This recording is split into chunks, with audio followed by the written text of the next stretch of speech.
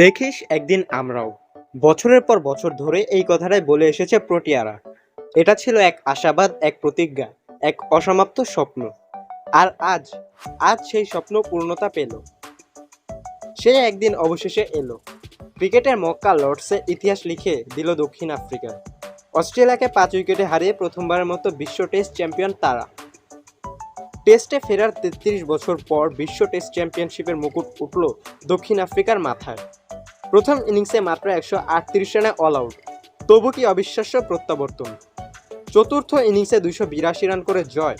Test ইতিহাসে এমন ঘটনা ঘটেছে মাত্র 50 বার, আর লর্ডসে এর আগে মাত্র 2 বার।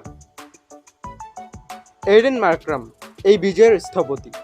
6 মাস পর প্রথম শ্রেণীর ক্রিকেটে ফিরে 136 রানের দুর্দান্ত ইনিংস।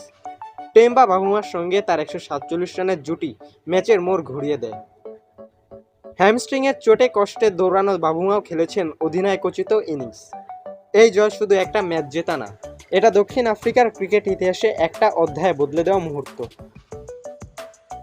33 বছর আগে 1992 সালের সেই ব্রিজটাউন টেস্টে 22 বছর পর আন্তর্জাতিক ক্রিকেটে ফিরেও 26 রানে হেরে গিয়েছিল দক্ষিণ আফ্রিকা।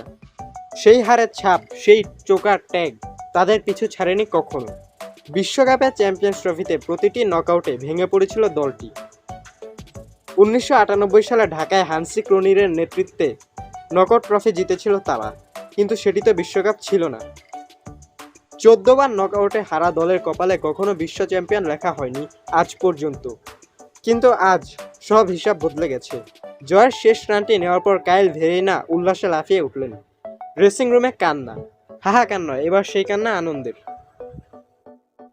ক্রিকেট ইতিহাসে দীর্ঘদিন ধরে আন্ডার অ্যাচিভার ট্যাগ নিয়ে বেঁচে থাকা দলটি আজ সত্যিকারের বিশ্ব চ্যাম্পিয়ন। দেখিস একদিন আমরাও, আজ সেই কথাটাই সত্যি হলো।